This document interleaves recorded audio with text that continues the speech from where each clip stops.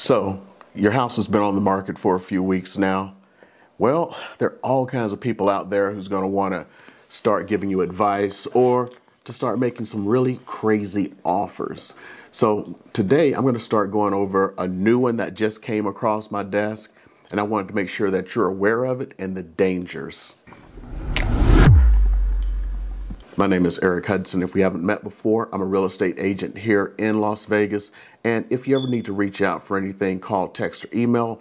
My information is below and in the info tab, along with a calendar link. So you can always get on my calendar when I have a little bit of free time, so we can discuss anything that you want to discuss. Okay, so what we're going to be talking about today is a new, I don't even know how to describe this. I have this addendum here to a purchase agreement, and I kind of wanted to go over it with you because I actually brought this up to my broker and everyone got together. It's like, this is borderline illegal, but you're going to start getting some of these. On top of that, some of these folks are going to be reaching out directly to you, even if your house is listed on the market. And if it was listed, and let's say it expired or you withdrew it, they're probably going to be coming after you. It's the newest thing, and it's called the waterfall. So I'm going to go over it so you can kind of understand what's going on and the potential dangers that you may face. So I want to keep everything private in here purely because, one, it went to a client of mine, and two, the company, I'm going to just leave their information out. Okay, so they will send a regular RPA, what's known as a residential purchase agreement, to buy the house, and it probably has the price you want on it. But this is the problem. You have this addendum here, and this addendum really changes the entire contract. So let's start by going over the transaction structure.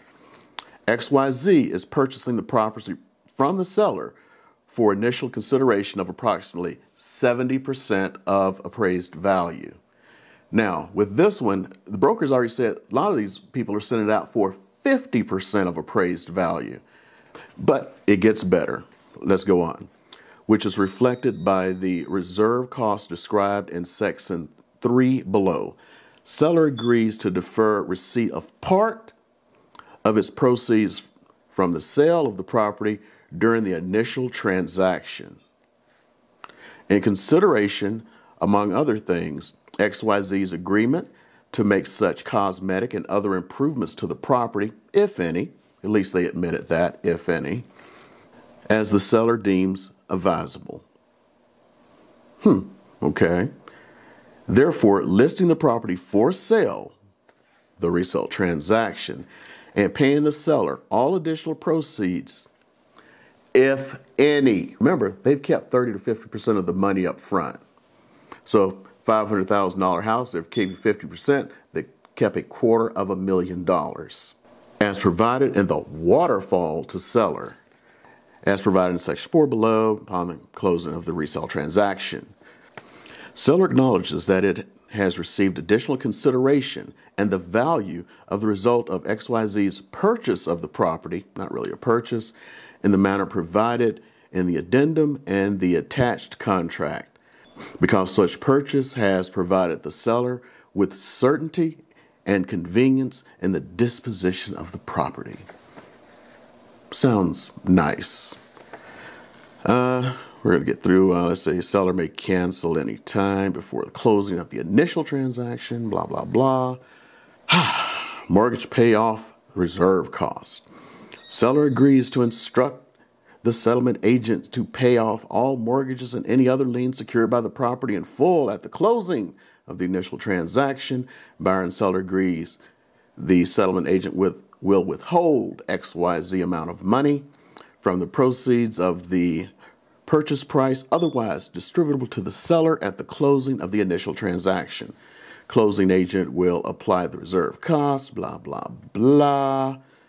Buyer shall allocate the reserve cost consistent with the waterfall to seller upon closing of resale transaction. Blah, blah, blah. Legalese designed not to help you. Resale transaction, the waterfall to the seller. Upon completion of any pre-sale home improvements, pre-sale home improvements. So before you even close, they're going to be in there creating what's known as a mechanic's lien. So, yeah, you don't want that. Approved by the seller, because you're thinking that it doesn't make a big deal. Somebody else is making these purchases, but it is encumbering your home. In other words, tying it up. XYZ will list the property for sale upon the closing of XYZ's resale of the property. Proceeds of the resale transaction will be allocated as follows. Waterfall to the seller. First, to XYZ's closing and transactions costs related to the resale transaction, including but not limited to real estate brokerage commissions, closing costs, utilities, property tax, prorations, transfer tax as applicable. So if they wanted to pay someone, I don't know, 10% commission, they could, and it comes out of whatever proceeds. I'm not saying they'd do that. I'm just saying if. Second, to XYZ will reimburse XYZ's funds advanced for the purchase, maintenance, improvements of the property, including but not limited to the purchase price, any closing cost incurred during the initial transaction, any carrying cost actually incurred, e.g. property tax, insurance, homeowners insurance, utilities, and the cost of any pre-sale home improvements made by the seller. Third, this is where it gets you. You thought that first about paying all of the closing costs, paying the commission and everything. I mean, see, you're actually could possibly be paying a commission twice. The first time when you actually sell it to XYZ because you had an agent. And the second time when they resell it. So you're paying a double commission. Think about that. And this is one that gets you. To XYZ, 4.99% of the gross resale price from the resale transaction, plus 0.99% of the gross resale price from the resale transaction each 30 days, from the closing date of the initial transaction through the close date of the resale. Collectively, the program fee. So up front, you pay, let's just call it what it is, 6%, and then every month thereafter, you pay 1%. So let's say it's a $500,000 house. Up front, you're paying $30,000. That's in addition to your commission. That's in addition to commission that they're going to charge on the other end. And the next month, you owe $5,000. And it keeps on until they actually sell it for whatever they sell it for. Fourth, all remaining funds, if any, will be distributed to the seller within 3 business days. I like this part, if any. Looks like they'll let the seller stay in the house after the initial transaction. However, unless agreed to in writing by XYZ and the seller shall deliver possession of the property in vacant, broom-clean condition, free of claims of possession at the closure of the initial transaction. Resale transaction, no representation during the initial 30 days. Property's been on the market. In the resale transaction, seller may have the right to decline any purchase offers received on the property after the initial 30 days. Ooh. The property's been on the market. In the resale transaction, XYZ will accept the best purchase price offer received. Now, the average house is on the market about 60 days now. 60. They're using very rosy estimates on how much the resale value is, which means it's not going to sell in the first 30 days, which means after that, they get to sell it for whatever they want without your input. If XYZ receives no acceptable purchase offers within the first 30 days on the market, XYZ may reduce the purchase price by 2% each 30 days until XYZ receives an acceptable offer on the property. Acceptable to who? If XYZ receives no acceptable purchase offer in the first 180 days on the market, they're already preparing for this because they gave an overly rosy projection of what it will sell for, because they're saying that after repair value is going to be like way higher. XYZ may reduce the listing price at its discretion without limitation. XYZ makes no representation of warranties expressed and implied, blah, blah, blah. Property may resell for less than purchase price, potentially resulting in the seller receiving no additional proceeds from the resale transaction. Remember, you owed all those things. Yeah, this is called a setup. Disclosure: seller acknowledges that XYZ does not intend to occupy the property in connection, blah, blah, blah.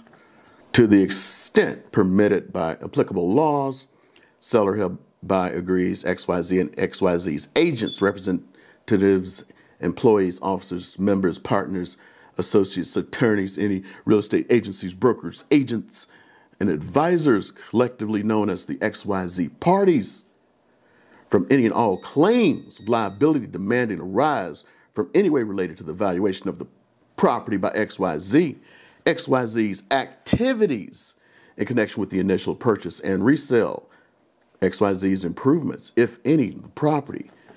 XYZ exercises its discretion in connection with the resale transaction, collectively known as the released claims. Seller agrees that any claim that may be made against XYZ parties shall be brought individually, and the seller shall not join any claim, blah, blah, blah. So here's the thing. This is where it really gets to it, the next part, the indemnification.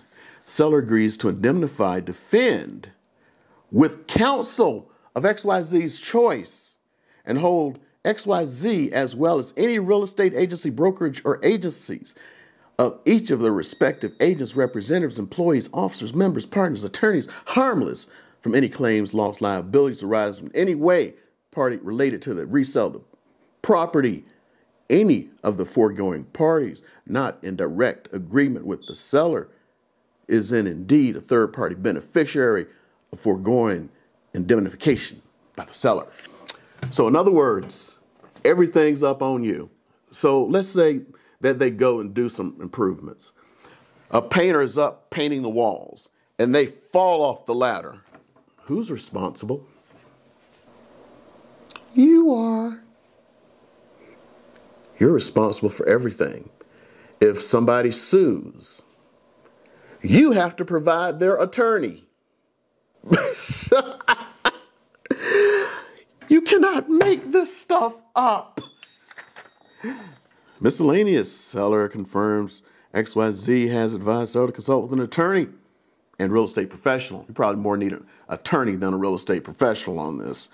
Before entering into this contract, seller has an opportunity to consult with such advisors as seller deems necessary, blah, blah. In other words, let's just get down to brass tacks. They don't put everything on you. They have no responsibility. After 30 days, they get to lower the price by 2% a month. After 180 days, they get to do whatever they want. They've kept up to 50% of your money up front, and they get to sit there and just suck off it all day long. No matter what, they win. You see, this is not a win-win situation. This is a win-lose, and you're the one who's going to lose. Even in the best of circumstances, let's say you have your house listed for $440,000. They come in and they say, well, we believe that with improvements, you can sell it for $500,000. No, you can't. I'm just going to be honest with you. In this current market, no, you can't. And then they come in and they make their improvements while you're still living there before they do the initial sale or initial transaction. So this is really causing what's known as a double escrow. And if anybody gets injured during this time, you're responsible. So now they try to sell it for the $500,000. Try. Well, it doesn't sell for the first 30 days. They reduce about 2%, which is $10,000. And they're going to keep doing that until it gets down to probably what they offered or less for the house. And in this time, let's say it took 6 months. Now they're basing this off the initial purchase or the initial sales price.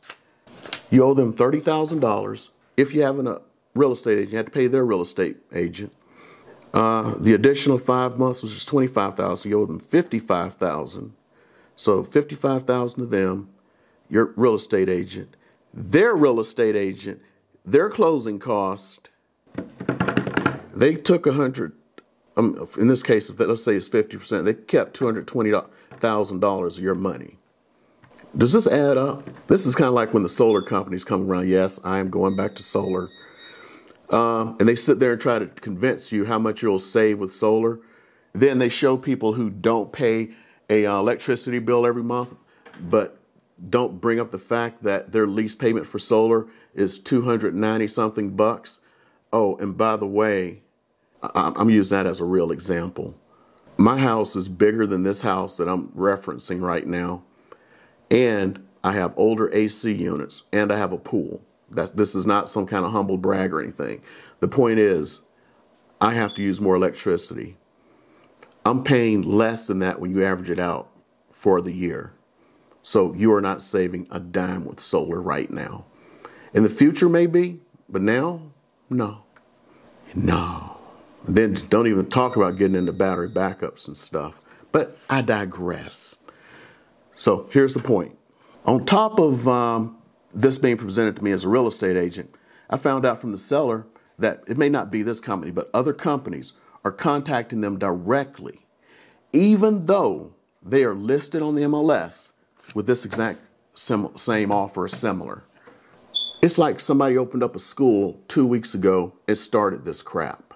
I don't know where they came from, and I don't know where they're going, and I don't know how many of you are going to fall for it. Hopefully people who are listening to this will not fall for it. And if you want to find some other things you don't want to fall for, call, text, email. Information is below in the info tab. Also have a calendar link like I said before. I put a lot of hard work into doing this stuff, bringing you the latest news. And if you appreciate that, I would appreciate if you were to hit that subscribe button if you haven't already. Hit that bell notification, thumbs up icon, and everything else that we talk about there, because that's how the YouTube algorithm works. So I really appreciate any help you can give me.